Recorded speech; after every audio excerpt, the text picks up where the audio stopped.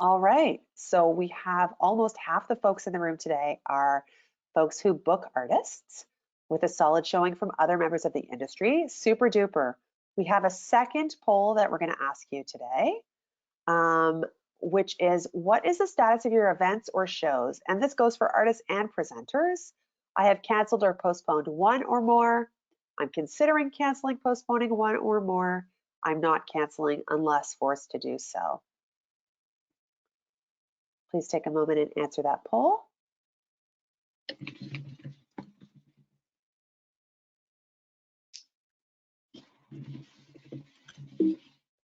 All right.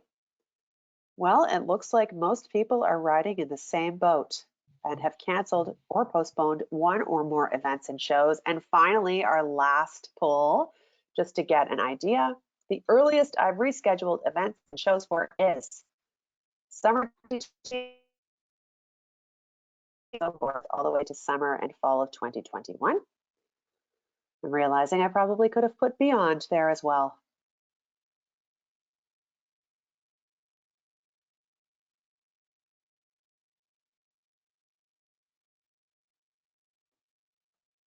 And we'll take a peek at those numbers. Okay, so 40% of people looking towards the fall, with quite a number of people looking beyond that, and only a few folks in the summer of 2020. All right, well, with that information in mind, and without further ado, it is my great pleasure to introduce the president of the board of Folk Alliance International and the artistic director of the Philadelphia Folk Festival, as well as my friend. Please welcome Lisa Schwartz. Hi. Oh, thanks so much, Tressa. I really appreciate the opportunity to meet with all of you today, and also to put on clothing other than my gym togs, but not gonna lie, still wearing my slippers. So we've organized this discussion into 4 categories, and we've invited speakers that are really well-versed in these areas. I'll invite each speaker to field one of these areas and then pose questions to any of the other speakers that would like to answer, and then we're going to move on to a Q&A. So our agenda, the areas would be making the decision to cancel or postpone, conversations and renegotiations, teamwork, survival for artists and their teams, getting the word out and staying on brand, and then shifting gears and looking ahead in a round robin. So what I'd love to do is, I'd love to introduce Sam Bajal. And Sam, wow, I'm so thrilled that you're joining us today. And I'd like to ask you to tackle the first portion of the agenda, making the decision to cancel or postpone. Can you walk us through the decision that you made to cancel your event, for example? Yeah, well, thanks for having me. Welcome to everyone else. Can you hear me okay? Absolutely. Okay.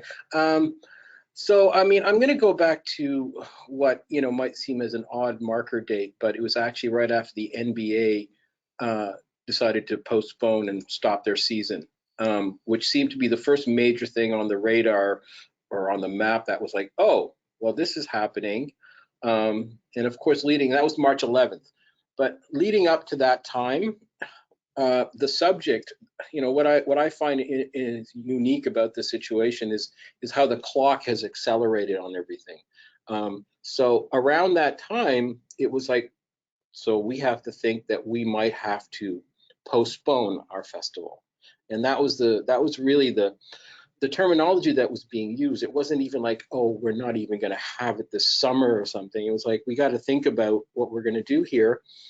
And I mean, every festival has had their own unique position about where they were at in their stages of programming or announcements and ticket sales and all that kind of thing. So for us, we had not announced our lineup. So, so we had to look at these different parameters of what was going to change as we thought through this. So we were normally announcing around the middle of April. So, you know, let's just call this phase one. Phase one of the decision making was, all right, so let's think about how long we're going to wait until we decide about either changing our dates or whatever the situation ends up being. Our festival is July 24th to 26th. So thinking, you know, again, calendar wise, you're in early, you know, first 10, 12 days of March, and you got like 4 months, April, May, June, over 4 months before your festival is going to happen. So that seems like a hell of a long time. So it's like, well, you know, things could develop this way and that way. So it wasn't really a question yet of like having to make the decision sooner. So we decided that by May 30th at the latest would be when we made a decision, announced our lineup, whatever it may be. Ticket sales were continuing, but then the clock accelerated very quickly. And you know, within a couple of weeks, you know, classes at the university where I work are being, you know, moved to online, canceled. Everything's changing really fast. It was the process all of a sudden took on a whole level of acceleration, which was like, oh, we have to do this sooner. And then you started to see various people canceling / postponing their events.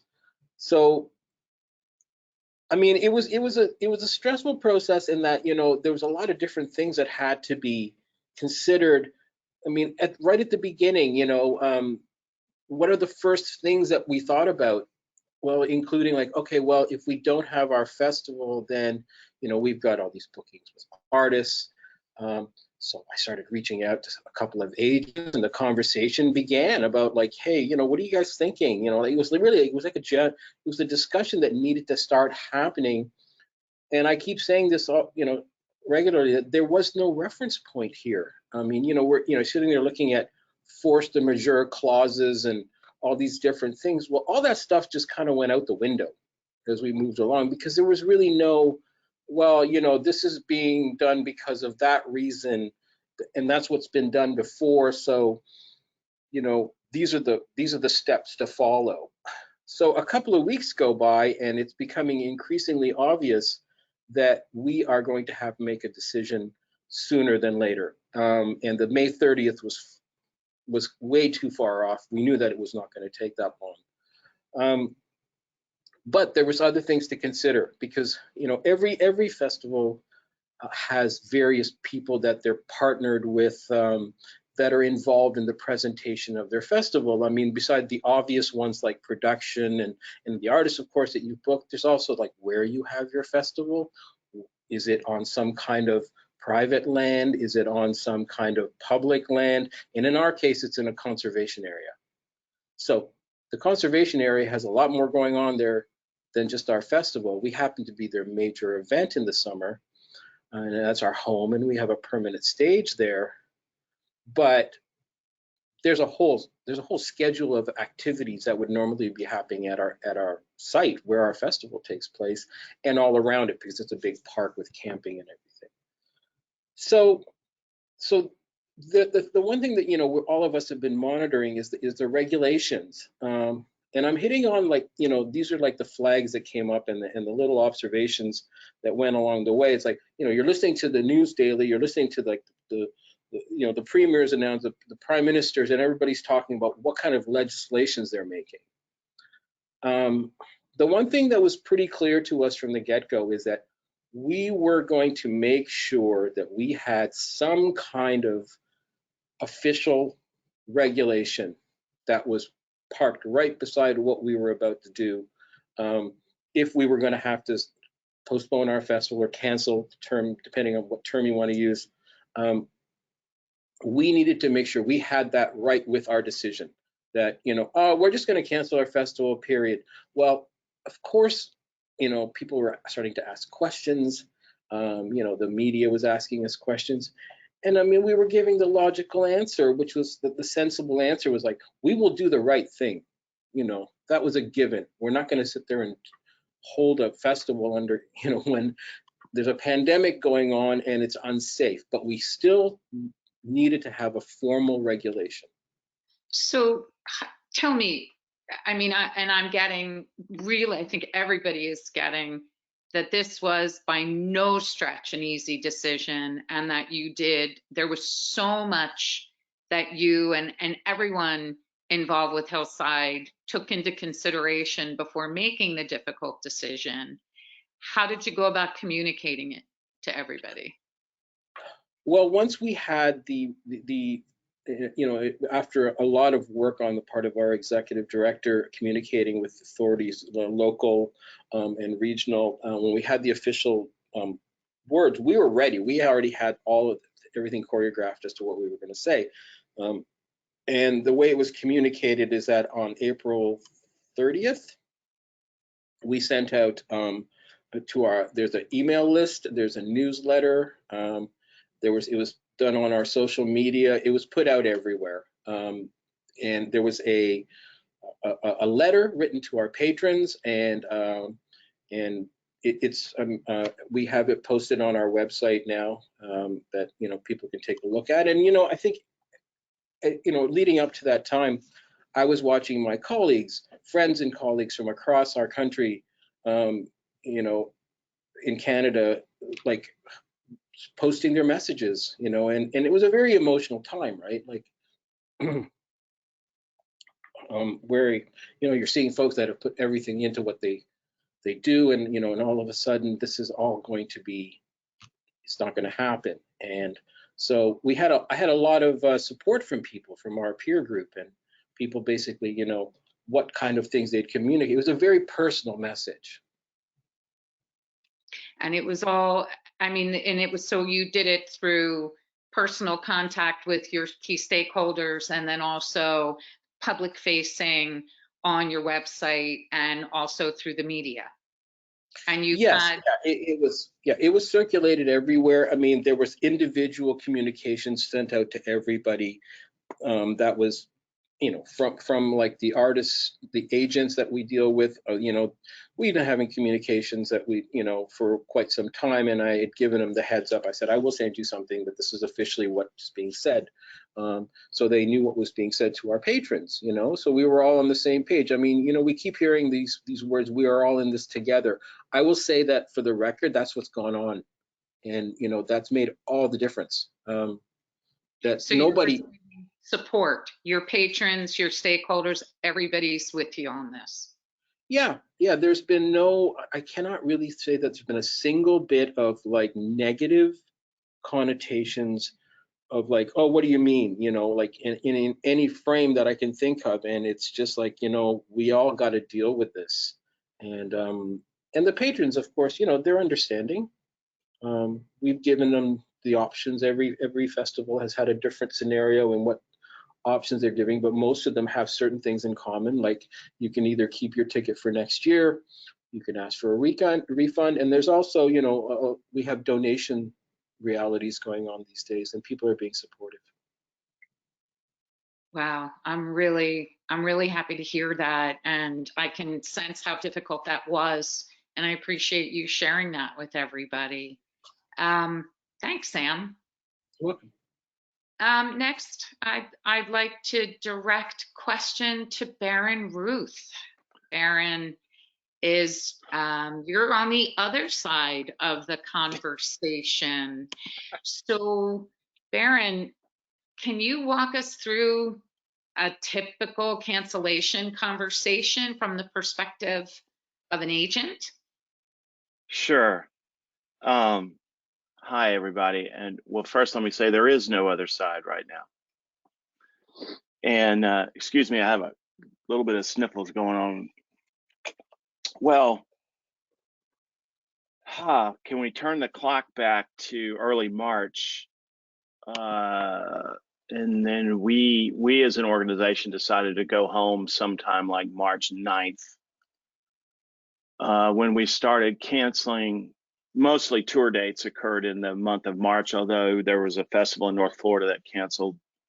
I mean, it's very obvious that if municipalities are saying you cannot have gatherings, that is clearly force majeure. Force majeure is there so that if something happened some natural disaster around a festival, they would not be liable to pay the artist in full. Force majeure is there for the artist. If something happened beyond their control getting somewhere, they would not be liable for damages if it was clearly something beyond their control. But our take on this is it just starts a conversation with a festival. If somebody wanted to, there are festivals that were Memorial Day weekend that moved to August. We're in this with you. Yes, absolutely. Let's move to August. And chances of August playing, I don't think are really great. And we'll see what happens there. Probably get moved to May of 2021.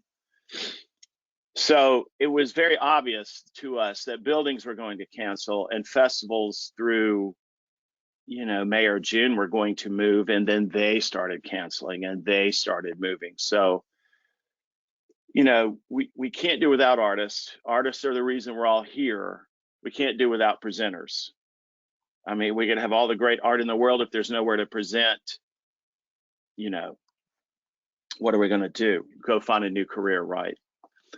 So everything is going to change, at least for the next probably 18 months, maybe longer, meaning, the major promoters, AEG and Live Nation, froze their offer systems, immediately started talking about, we're going to change from sending offers that are this way to a percent from $1. Maybe the walkout is greater, but the risk is going to be higher. And who knows if the audience is going to show up. I'd say artists that are geared, that have an audience 25 to 30-year-olds that, don't have families, kids, can throw caution in the wind, are going to show up. Artists that have appeal of a wider range, it's questionable to me how fast that audience is going to show up. I'll tell you that I was talking to a buyer in Colorado who said in his area, some of the service workers were making more money on unemployment and nothing to do with it. And as soon as shows start, they're going to have more money in the bank they ever had. They're going to go to shows. So I see a very haphazard touring going forward, because you're going to have places where people are ready to go, and you're going to have places like New York City that are going to probably take a very long time to do something what we call semi-normal. Personally, I would be happy to go to a show in a few months, probably, that has hand sanitizers, wearing a mask, and you have to make a reservation to go to the bathroom. I got into live music because I love live music. So from a touring perspective, it's going to be really difficult, just to your point, someone who has to arrange tours, because the world isn't opening up at the same time. So how do you, as someone working with your artists and supporting your artists, how do you navigate that? Where you're saying you're helping. You're right. We're all on the same side. There aren't two sides. There's only one. Right. So now you're looking at August, September dates that are iffy. You just go with it and push it out again. Well, tours and buildings that I have booked for September, I mean, that's 50-50 whether that's going to play. And so right now we're saying, well, let's go hold the same buildings in April or May. Okay. And then we're trying to, build 2021 at the same time. It's a really unusual situation to be constantly rebooking what you've already booked, and also trying to book forward, and at the same time putting on a happy face and starting to talk to festivals for next year, just saying, how are you doing? When do you think you'll start?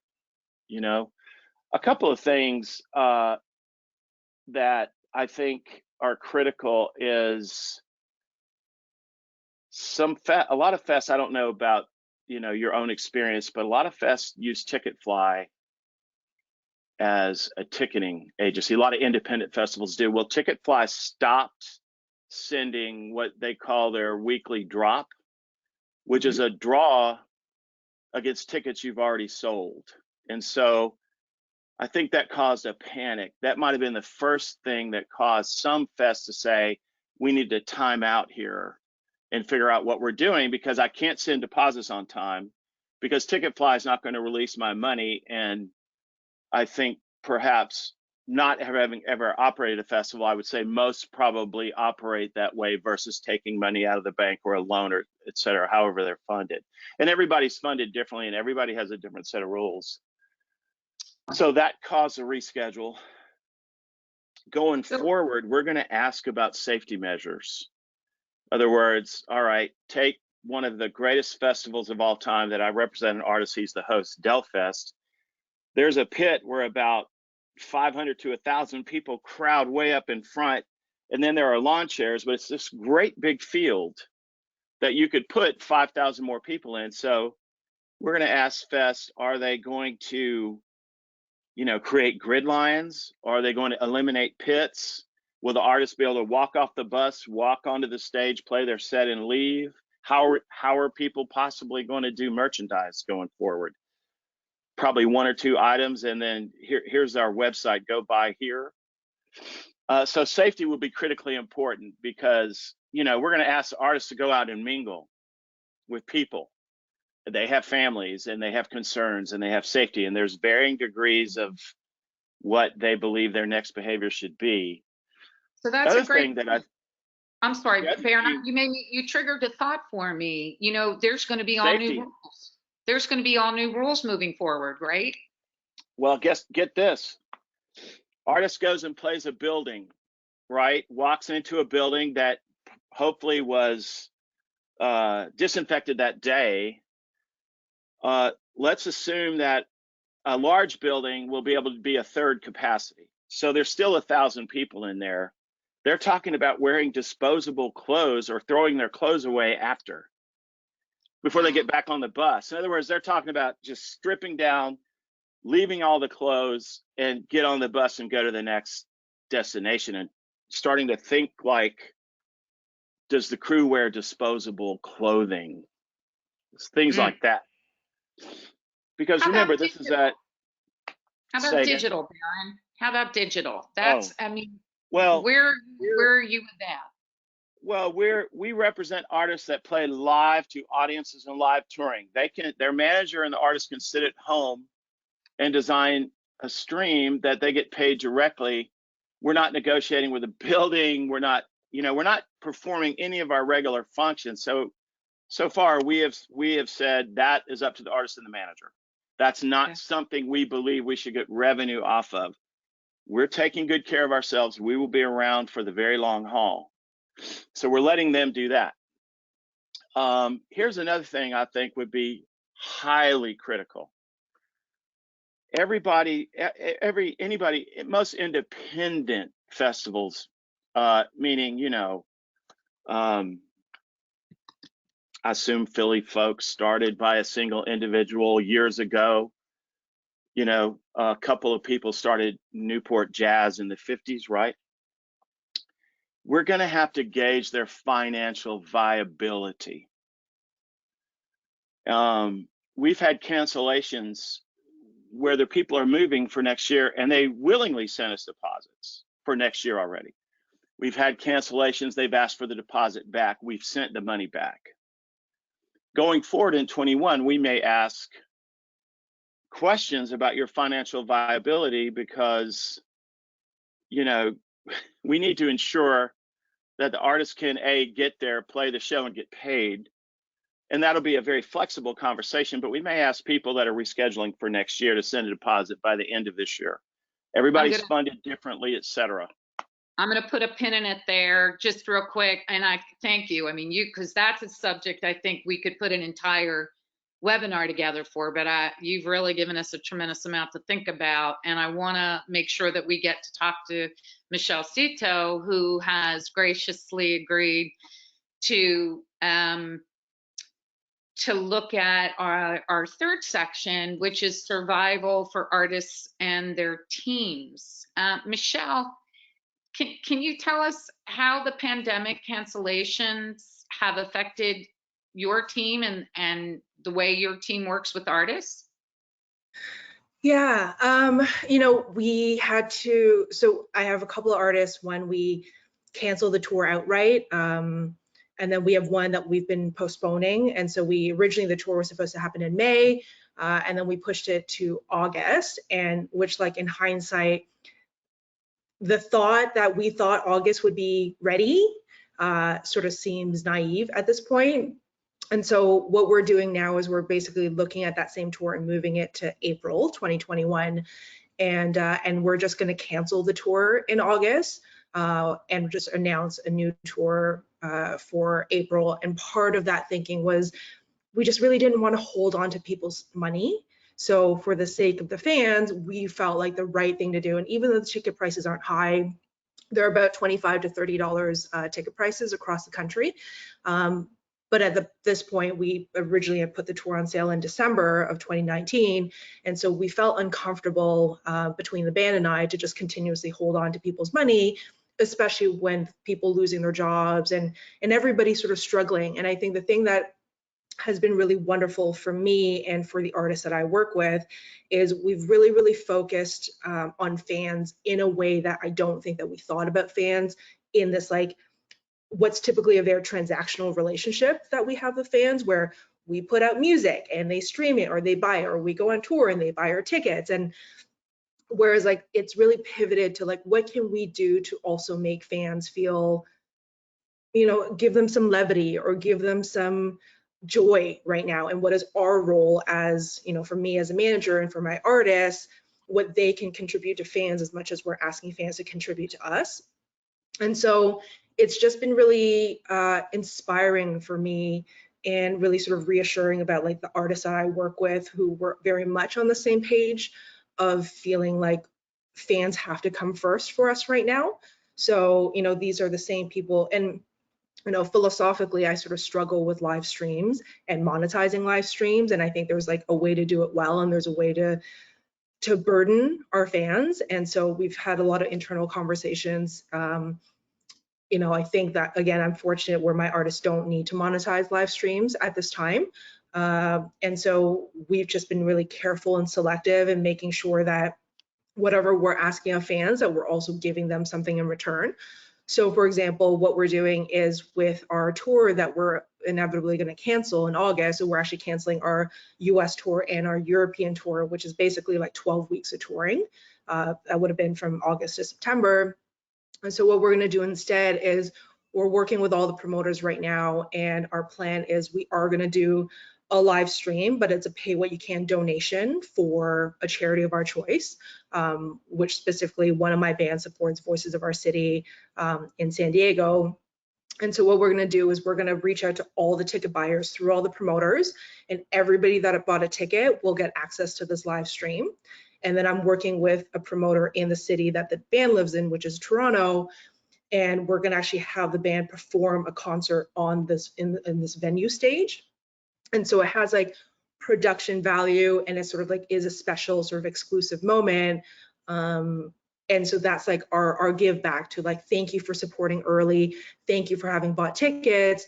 We're not asking anything of you, but we want to perform this album that we're not able to tour right now. And this is what we want to do for you. And so I think it's just, like, for us, it's really been a lot of conversations of how to take care of our fans.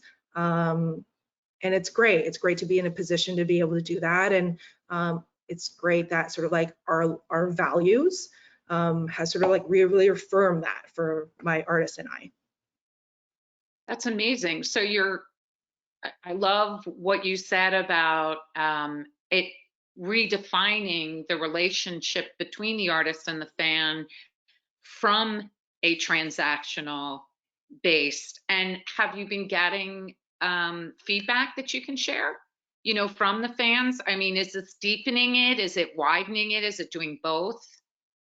Yeah, you know, from one of my bands, we just released an EP, and we're supposed to have done, like, a big EP release show in a couple of different major markets. And obviously we couldn't do that. And what we did is we basically reinvested the money that was spent on the launch party. And what we did instead is we ran a contest where we had about 200 fans get into basically a Zoom listening party, where they sort of came in, they did this thing with the band, and the band sort of, like, played the album for people. So we played it this was, like, Thursday night, and the record came out on Friday, or, like, you know, midnight on Thursday.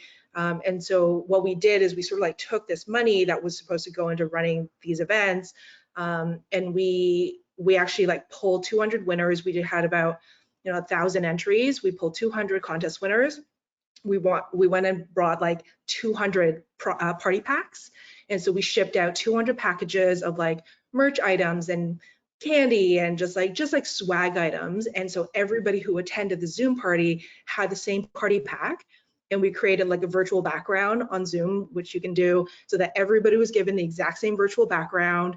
And so it was a really, really wonderful experience. And I think even on a strategic level, when 200 people started getting these party packs from the band, and all the band like wrote personal notes to everybody, like the shareability and the social reach of what that for us was like phenomenal. Like, it's like that for us was so much more strategically, again, valuable as far as getting 200 people from all over the world to come to this listening party, and then also the shareability of people having gone to the Zoom party, and people took like Instagram stories and TikToks, and sort of, again, the shareability of that.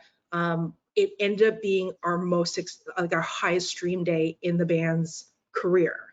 And I certainly attribute to having put in those special touches. It's like we could have certainly done a Zoom party and just like filled it in with as many people as we could have.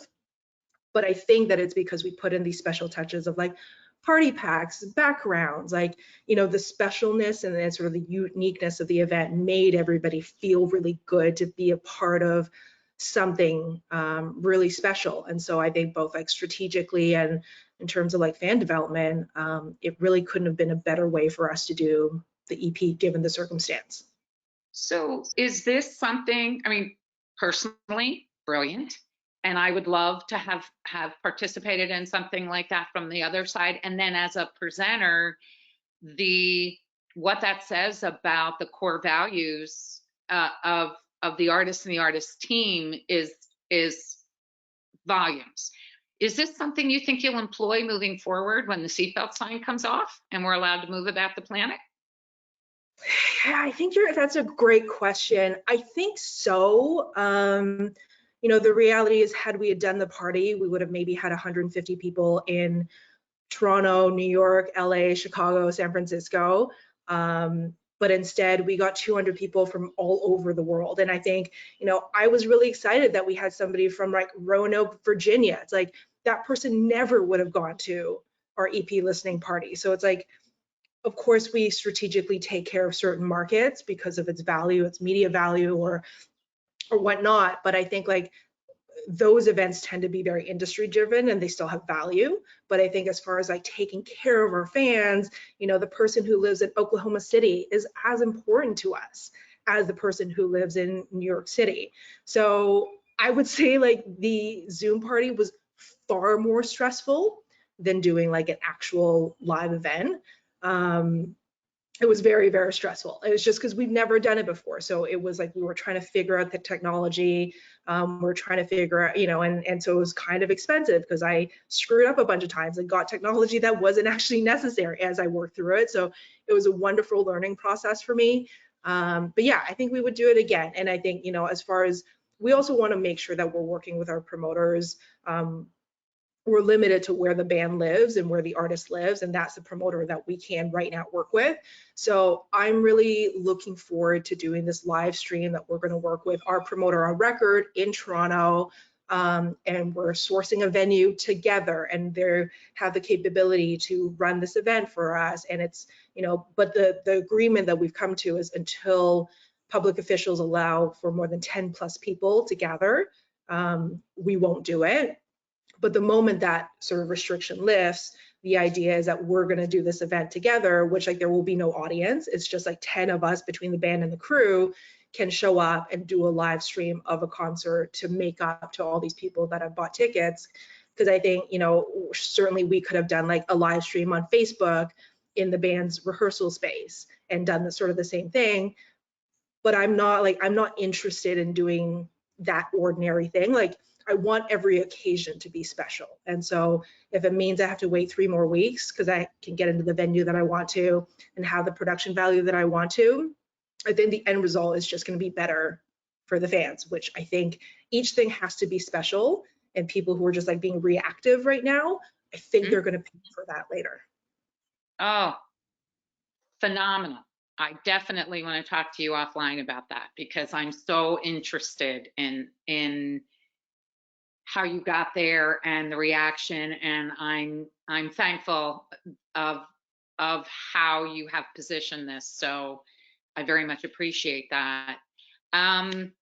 Wow. Okay, so let's move on to Maria Ivey. So Maria, let's talk a little bit about getting the word out.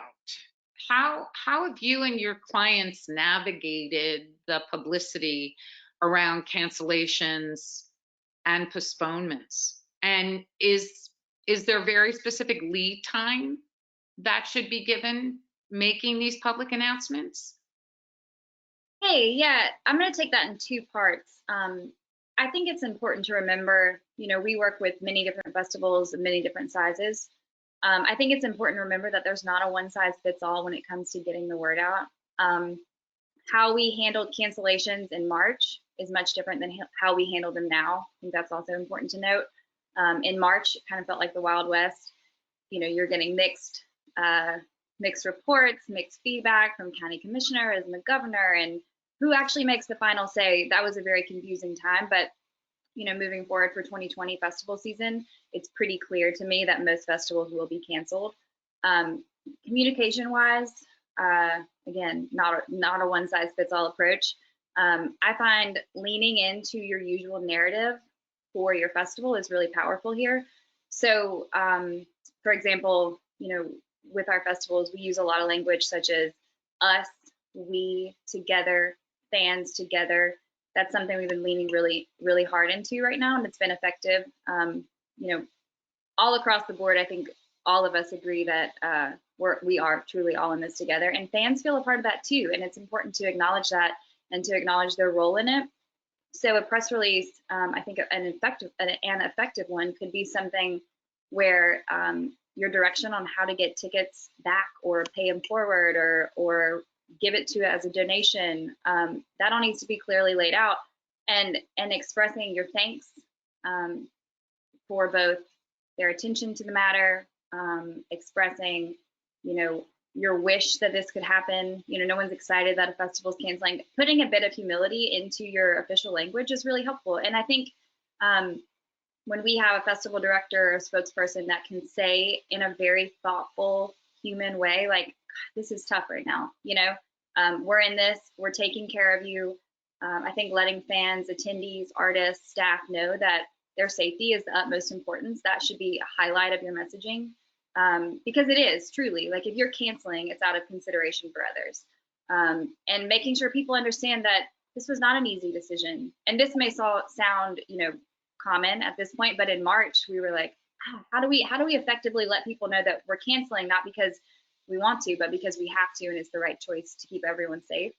To your question about timeline, I would say the sooner the better, of course. People's money is tied up in this decision, and that's probably what attendees in particular want to know.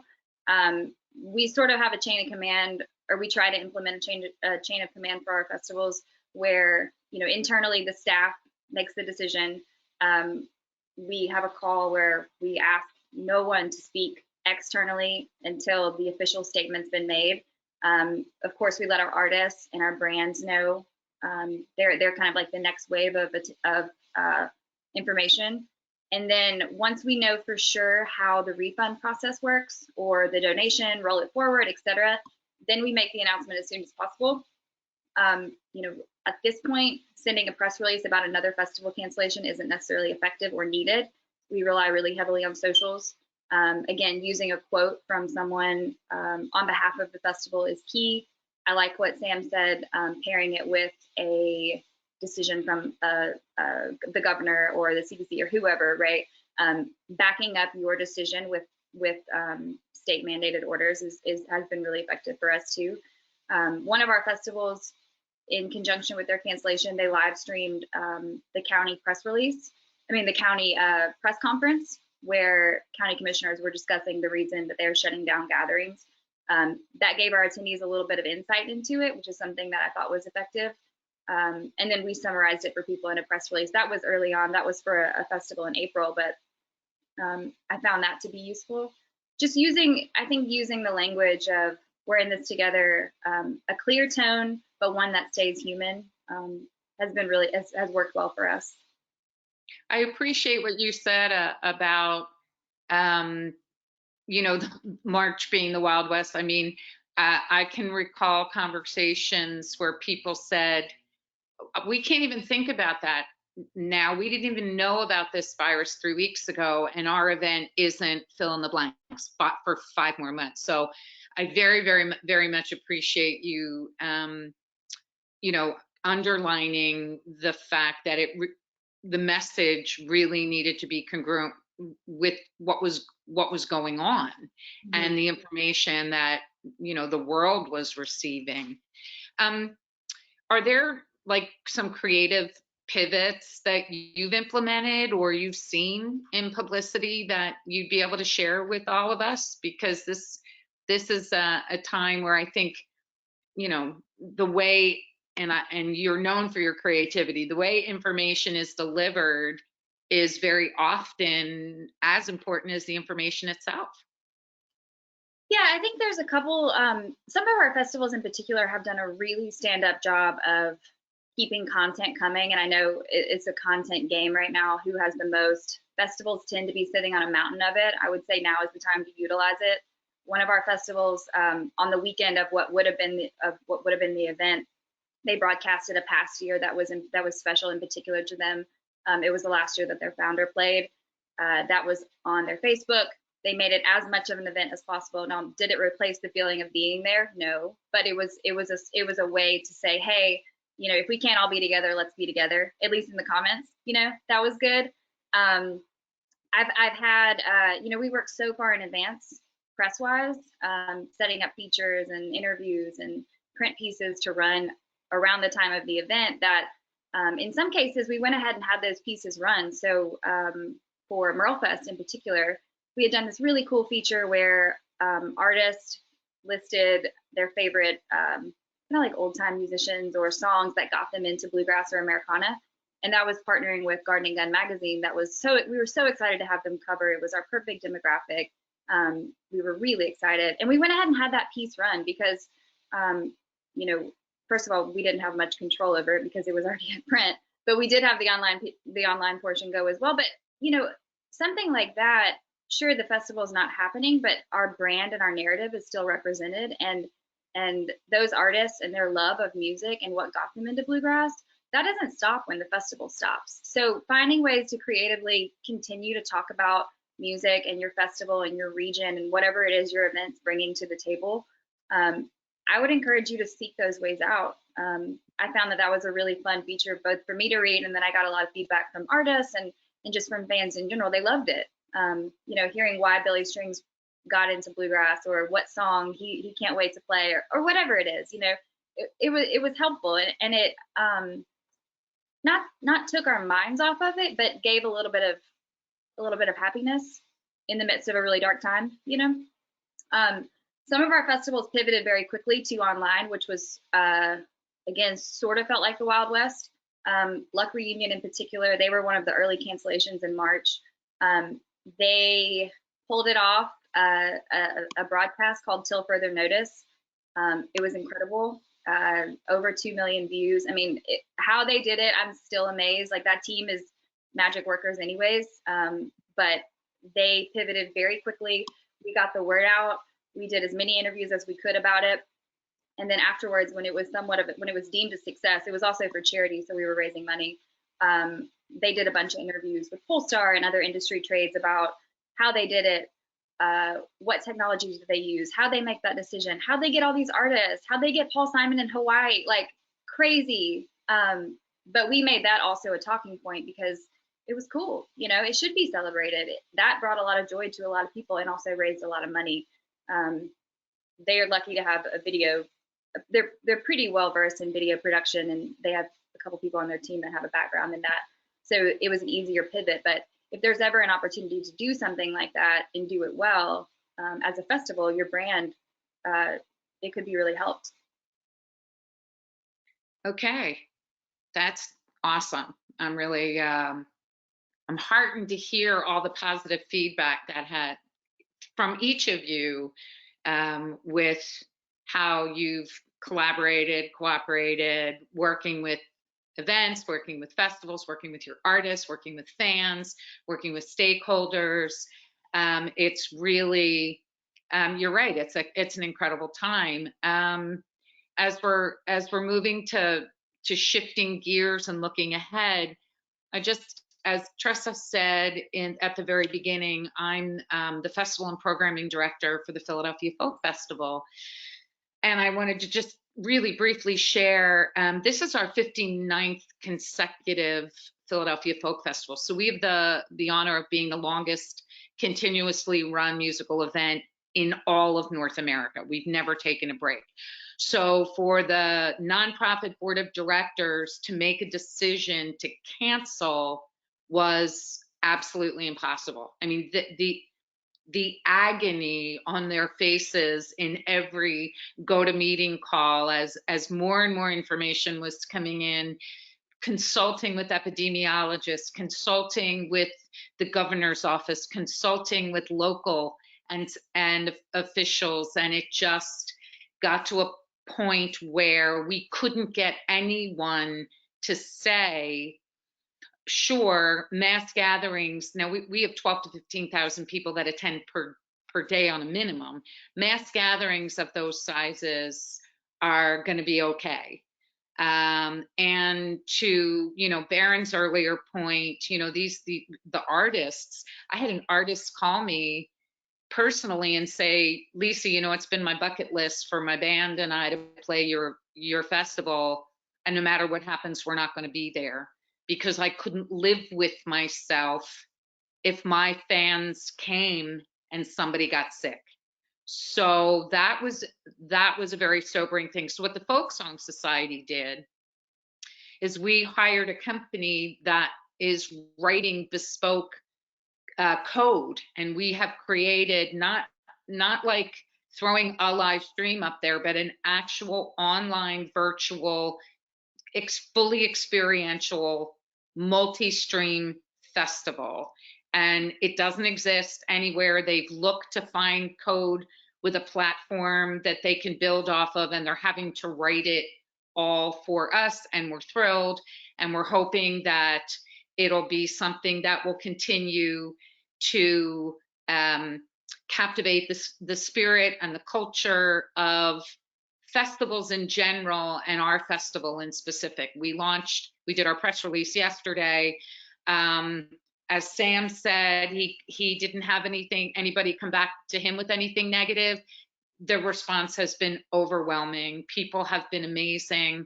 Private messages, private notes of thanks, all major, AP journalists reaching out, local, state, everybody has just been saying the same thing over and over again. As you said, Maria, health and safety, health and safety. It's about the safety of your audience. It's about you're putting community first. You're doing everything you can do.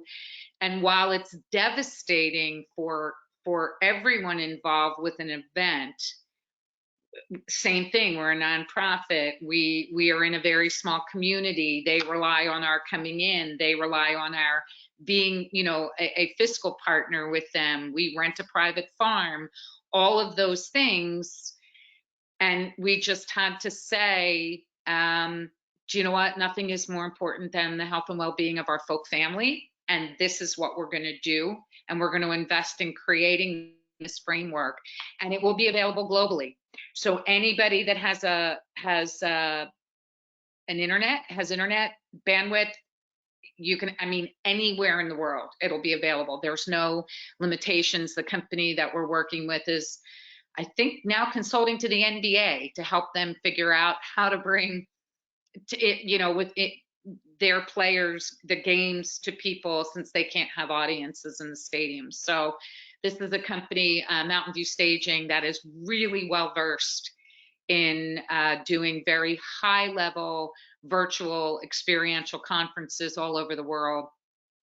And we thought, well, it's not where folk would normally go, but we have to figure out a way to get this to our audience. And we're very, very excited. I'm going to curate it and program it the same way, 3 full days of music, multi-streams, representing multiple stages. So it's a way that we can continue to bring the music to people, opening up the tent flap as far as we can and inviting the whole world in, and hopefully also keeping all the artists that want to participate top of mind, and a lot to what you were saying, Michelle, about that fan experience, you know, allowing that interaction. So it can be live stream or it can be pre-recorded, but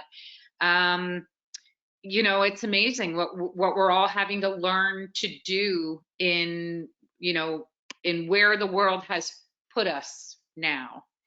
So we've been getting some questions come in, and I'd like to do this on a round robin if everyone's game, please.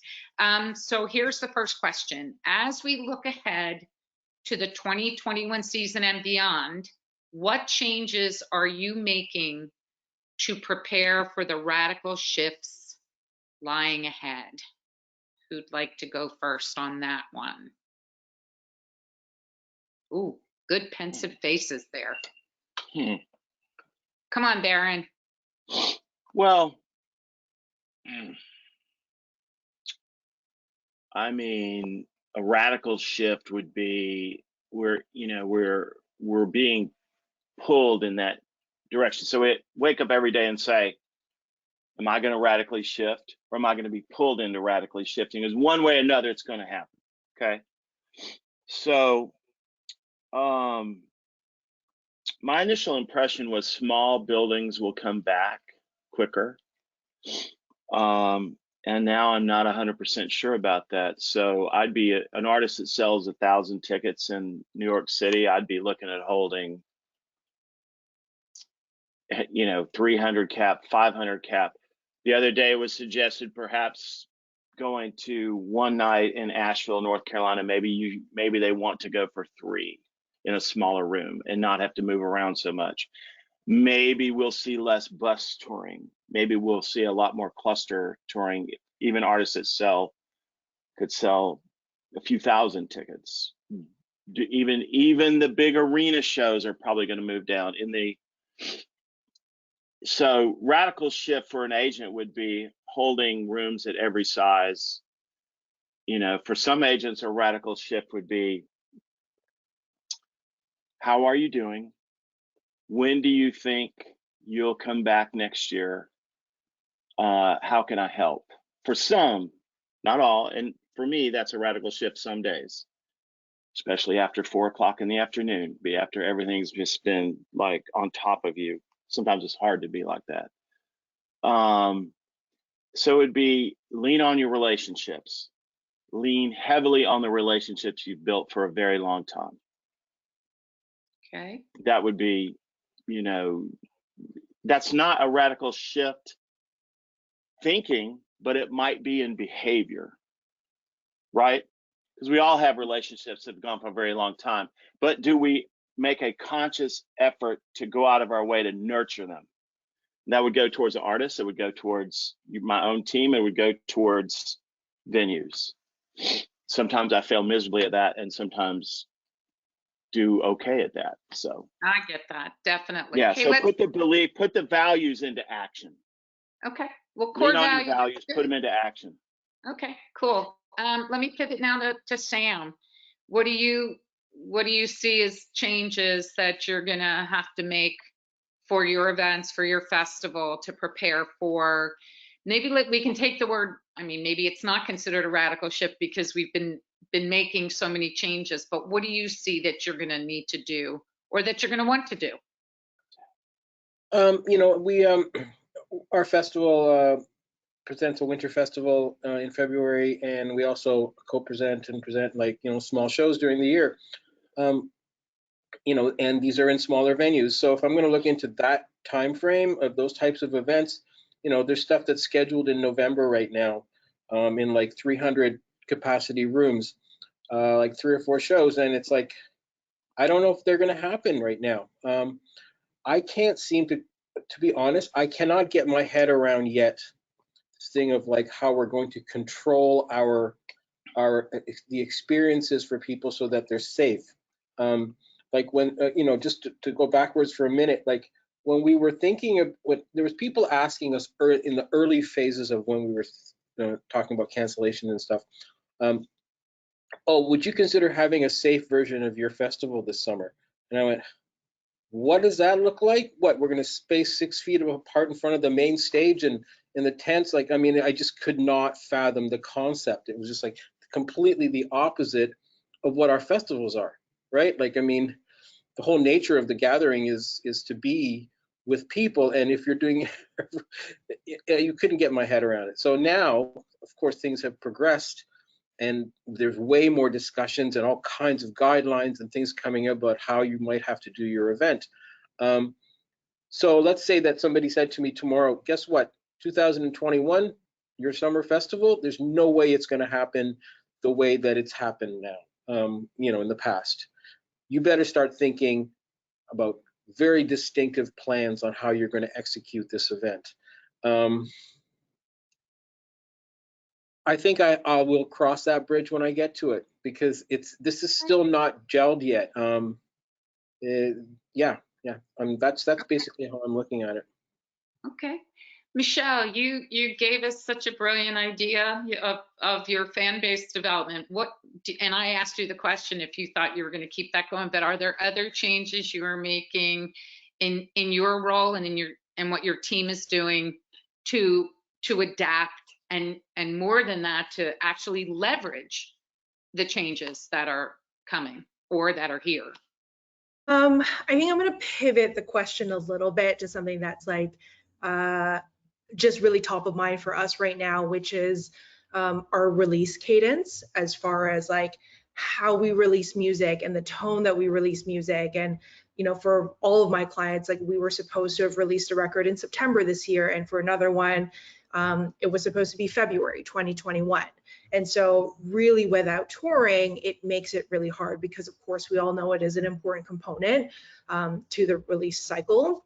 And so the immediate thing that we're preparing for is none of my clients are going to tour this year. Like all the dates are going to be off the books, in the next few weeks. And so the question is, how do we tour next year, knowing that right now, for example, I have a client who just released an EP and they have a full length come out in September, and we want to sort of fulfill our commitment to the EP cycle by pushing it to April.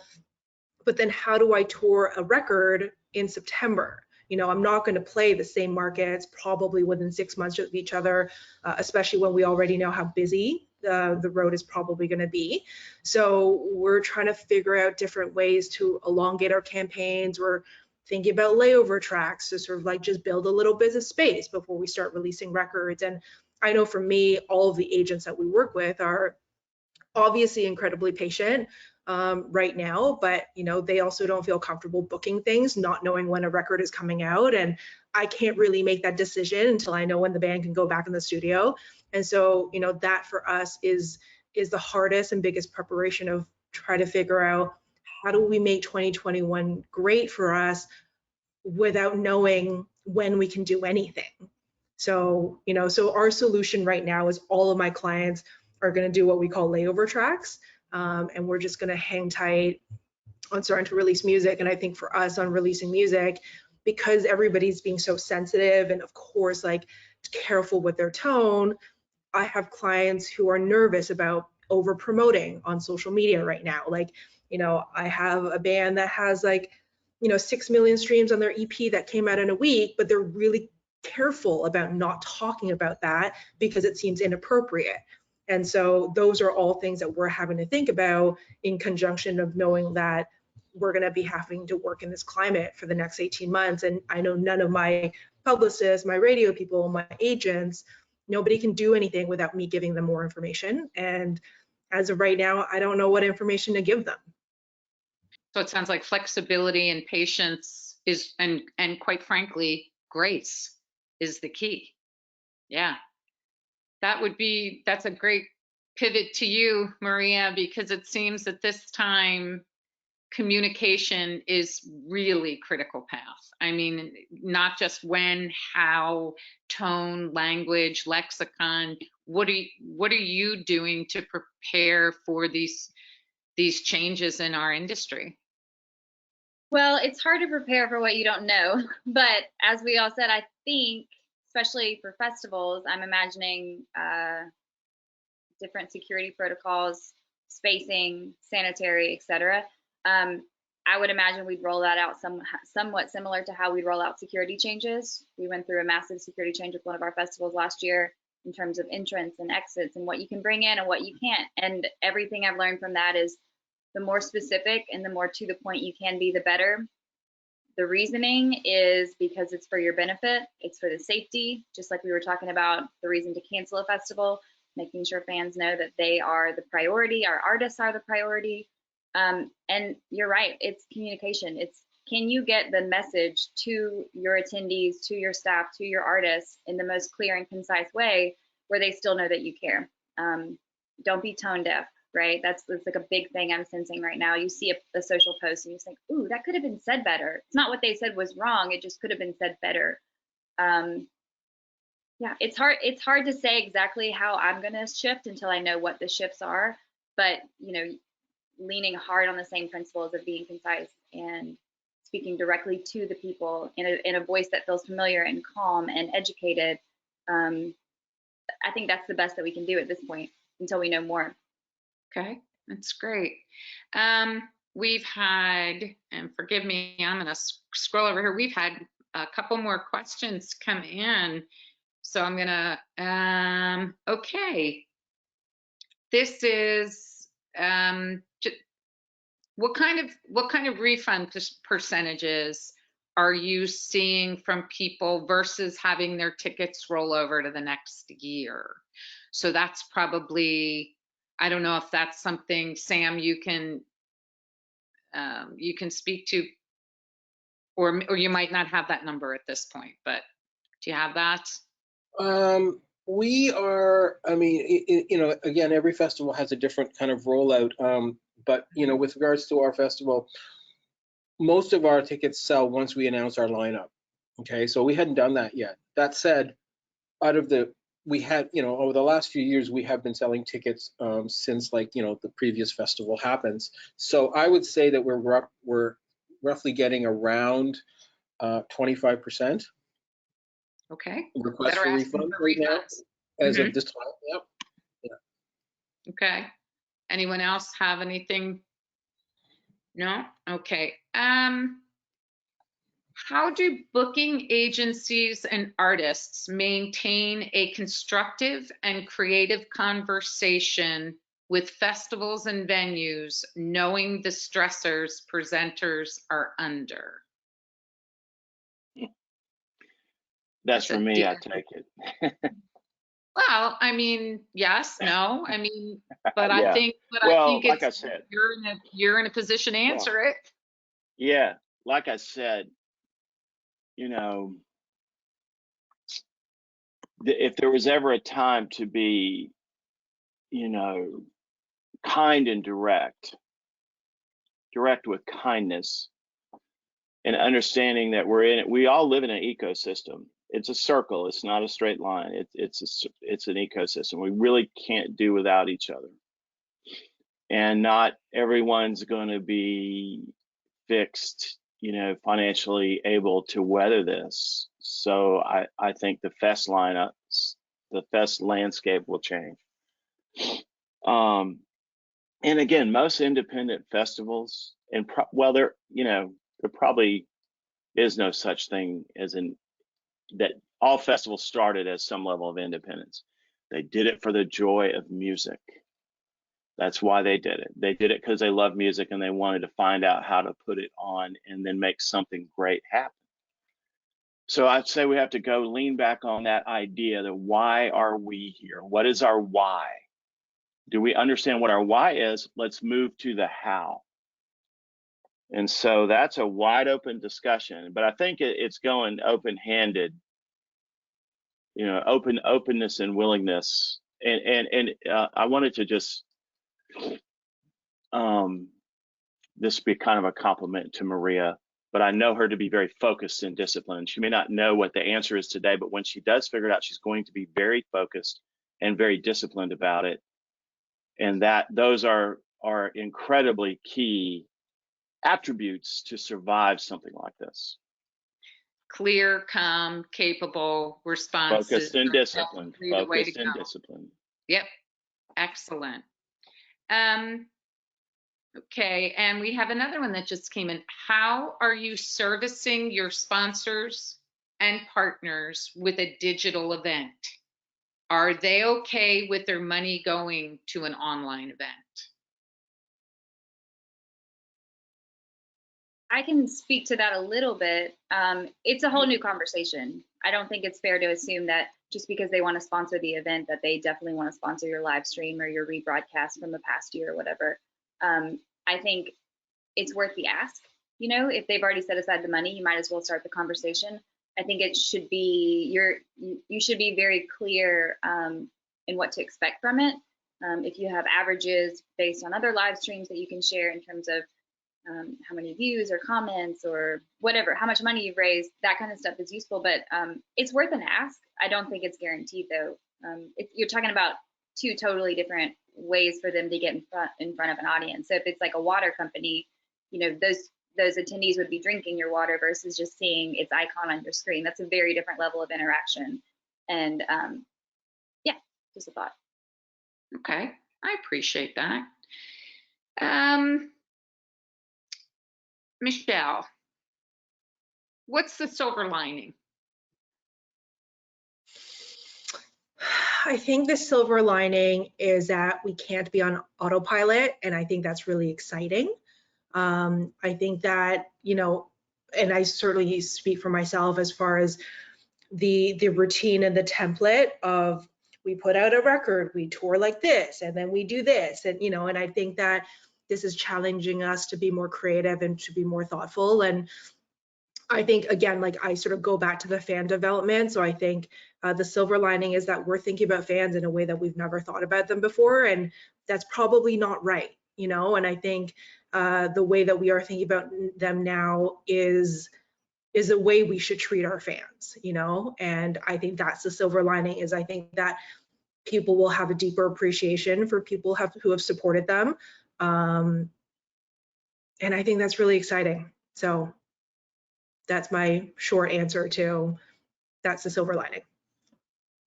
I very much appreciate that. That's incredible. I would have to agree with you. This has brought out the very best in people. It's also brought out the very worst in people. But it's brought out the very best in people, and to see the just the camaraderie and the community and the way that people are not just reaching forward but reaching back and saying, you know, please, you know, I actually saw a wonderful thing someone put on in socials, look, we're all in the same boat. And my response was, no, we're all in the same storm, because we're not all in the same boat. And I think I was very mindful when I made that.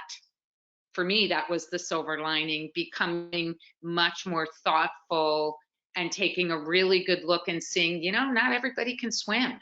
We've got to grab a hold of those people out there that can't swim and keep their heads up above water. And that's what all this is about. So personally, I want to thank all of you so much for being here today and contributing.